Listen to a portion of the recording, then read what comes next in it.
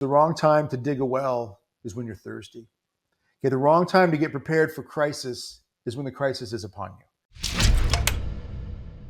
Hey everybody, welcome to this video. Doug Barry here. I appreciate you being with me. All right, I'm going to get right into this pretty quickly here. Report has come out recently at the time I record this video from a retired Green Beret. We're going to show you some clips of this in just a moment here, warning the United States of what really many are referring to as pretty much imminent attacks or basically incredibly high probability. A term that he uses at one point in the full interview. We're not going to show you the full thing, just a couple of clips, but in the full interview, he says that the dashboard is not just blinking red lights, it is smoking with the seriousness of the times that we're in and the threat that is now we're facing here in America without a question. Before I get to the first clip, I want to encourage you to go out and sign up for our masterclass. Go to brcoalition.com/November. How to prepare for November. You see the bottom of the screen there, that address there. You can click the link in the description below. Go out, sign up for this. It's going to help us not make the very serious and sometimes fatal mistakes that can lead to just devastation if we're not better prepared, especially with this coming November election and everything else that we're talking about, including this particular topic that this video is about. So let's get to the first clip right now, and we'll break it down from here. Green Beret, Lieutenant Colonel Scott Mann, and our friend joins us now in studio. Colonel, thanks for being here. Thanks for having me. Just first, your reaction to Israel's preemptive strike against Hezbollah. You know, the first thing I thought about when I saw that is that we had better start paying attention here at home. You know, what happened on October 7th is not an anomaly. It's gonna hit us here at home. In fact, a lot of the veterans groups who are warning about an attack are saying that the next attack that hits the homeland is not going to be a World Trade Center type attack. It's going to be more of an October 7 style, Russian theater style attack where we live, work, and play. So I hope we're paying close attention to this. Wow, I mean, you're talking, we've let in millions and millions of people. We have no idea who we are. We're vulnerable. Yeah, we are. And ironically, the attackers that we're probably going to see do that have trained in the very NATO bases that we lived and operated in for 20 years in Afghanistan. Wow. Yeah, it's incredible. Right now, at the time, again, that I record this, we are just coming off the 3rd-year anniversary of Abbeygate, when the U.S. pulled out of Afghanistan, and they had the explosion, you had the attack, and you had 13 U.S. troops die as we were very quickly leaving Afghanistan and leaving behind billions of dollars of equipment. Now, nothing has improved since then, and we've only seen so many, countless people come into this country, many military-aged men, many from different nationalities, from China, Venezuela, other parts of Central America, the Middle East, you name it. Many who have been caught, who've been on terror watch lists, in fact. There are people in this country, in America right now, and I love my country, but there are people in this country who are asleep when it comes to recognizing the seriousness of this threat. For those who are not remembering what happened almost 1 year ago, October 7th, in Israel, when Hamas just came in one day and decided to open fire in multiple locations, kill hundreds of people, over 1,500, raped, murdered, decimated. It is just an unbelievable thing to consider. And yet we're being told, as you just saw in that clip, that there are many veteran groups, and I can say some of the people that I talk with personally, retired intelligence officers who used to work for the United States, former FBI agents, and several other individuals who have been involved in one way, shape, or form in military or intelligence world, are all telling me personally as well. They fully expect something to hit this country, and they all believe, as you heard in that clip, that it will be something much more in line with what happened on October 7th in Israel, or as this retired Green Beret mentioned, the Russian theater scenario. For those who aren't familiar with that, multiple terrorists attacked the theater in Russia. Over 130 or so Russians died. They opened fire, and then they set the building on fire. They opened fire with firearms, guns, right? Then they set it on fire. All right, the brutality of this sort of thing is unheard of. And yet in America, there's still people who think, well, I don't know. Is this something we really have to worry about? Look, we just need to be thinking about what we can do in this country or wherever you live to be better prepared in case something happens. That's the sort of thing we talk about with BR Coalition. We talk about in the masterclass that I mentioned before that I encourage you to go out and sign up for. Go out, click the link in the description. It's going to get you out there. I'm not trying to be a salesman here. I'm trying to help you be prepared. Honestly, the more of us that are prepared, the better off we all are. In my neighborhood, if something horrible like an Israeli Hamas style attack that happened on October 7th, if that happens in my neighborhood, and I'm the only one in my neighborhood that's prepared, that means the rest of us in this neighborhood are really behind the eight ball or in big trouble. But if half of my neighbors, a third, a quarter of the neighbors are prepared to in some way protect, defend, and so forth, or if there's a power grid down sort of event, a cyber attack, and half of my neighbors and I are prepared, then the neighborhood does better. This is common sense. This is logic. So again, that masterclass we're offering coming up a week from the time I record this video, give or take, go on out, check for it. There are many other times we're offering these types of things. Click the link in the description below, get signed up for it, share this information with others. Let's get to the second clip though, this interview with this retired Green Beret, considering the threat that we are facing right now in America. Check this one out. Remember that the guys and girls that picked up the phone when we abandoned Afghanistan 3 years ago and the government didn't were veterans who had worked with intelligence professionals and special operators out of Afghanistan. Well, we never hung up the phone. We paid for safe houses, medical supplies, food drops. And these individuals that we trained to collect information have continued to give us information about what's coming. And what they're telling us is there's 20 plus terror groups in Afghanistan. The son of Osama bin Laden, Hamza bin Laden, is alive and well and planning operations. He's married to Mullah Omar's daughter, Zawahiri's daughter. That's an unholy marriage right there. And Haqqani's daughter.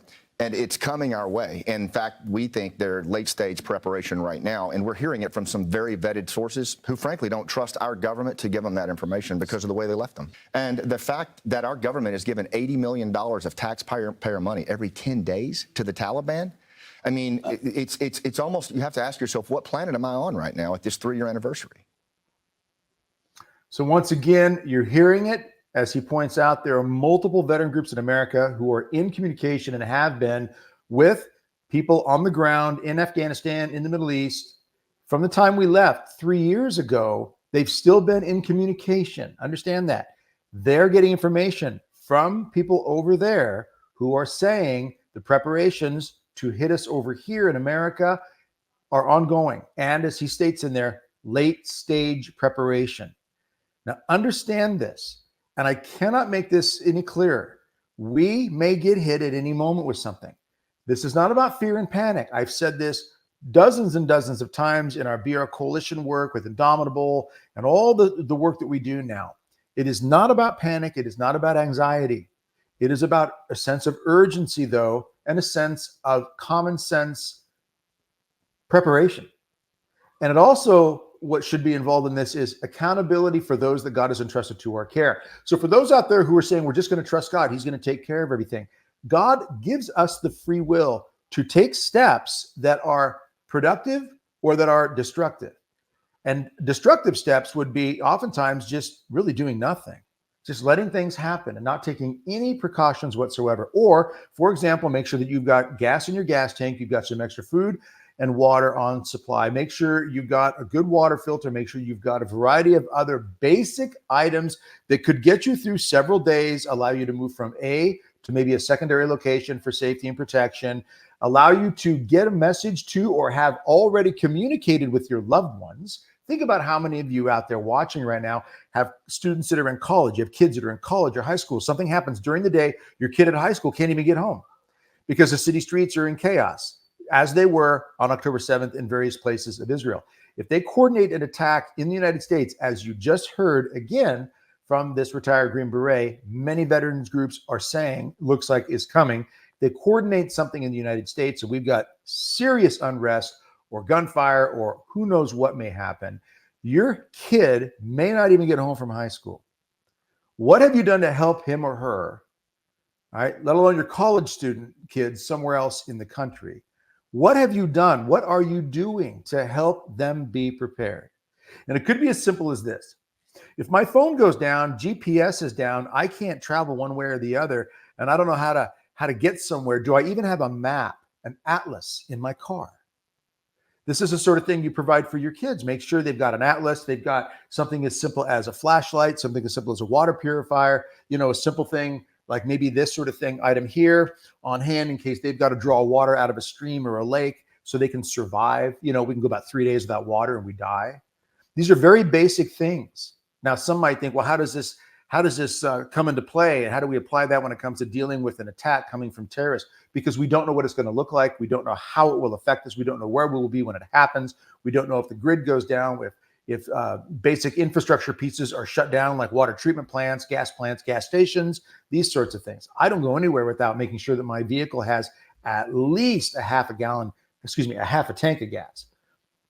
Okay, I don't go anywhere without at least half a tank of gas. Normally, I'm topping it off every several days. Point being that if the gas stations get shut down for some reason, I've got some fuel in my vehicle to get to a location somewhere. These types of things are incredibly important for us to be thinking about. And again, not just for us. You might be thinking to yourself, I'm ready to go if God wants to call me. But you probably have loved ones that are either counting on you to provide for them at this current time, or at the very least, again, as I've mentioned, you've got college student kids or you've got parents or somebody out there that needs to be cared for. One of the greatest things we can do when we love someone is help them be prepared to deal with things in this world and prepare for the next, of course. But one of the greatest things we can do also for our loved ones is show them that we're taking care where we can of those things that will give them a sense of peace that we're okay or that we've got a fighting chance. So again, let's keep this in mind. I really want to encourage you to go out, sign up for that masterclass that we've got coming up. At the time I record this, it's coming up in about a week. Click the link in the description. You see it on the bottom of the screen there right now. This is how to prepare for November. We have to be prepared for November. We've got to be looking at what's going on in our world right now with the escalation of war in the Middle East, escalation of war between Russia and Ukraine, and Iran's threats, China's threats against Taiwan, all of these pieces of the puzzle, not to mention North Korea, Venezuela. Did you hear about this one, by the way? Quick news story that came out about, a few weeks ago, the first time I heard it, about 1,000 estimated Venezuelan gang members of a particular gang, I don't know the name off the top of my head, in America have been given instruction from their higher ups in Venezuela to start shooting at police officers in America, to start causing more chaos and problems in America. All right, we're in a tough situation, but I will leave you with this. God has given us an indomitable human spirit. St. John Paul II said that. We've been given a spirit that does not want to be dominated by sin, by our own weakness, or by tyrants in this world, bullies. God has given us that. We have been given also the right to protect and defend in ways that are appropriate and just. We need to be prepared to do those types of things if they are called upon for the sake, the good, and the well-being of society. So I encourage you, food, water, shelter, medical defense, these basic categories that we all need to be better prepared for, especially in the times that we're facing right now. Go on out to our website, brcoalition.com/November. Sign up for that free masterclass that's coming up. Get prepared for this. There's so much that we can do to avoid the mistakes that can even be fatal.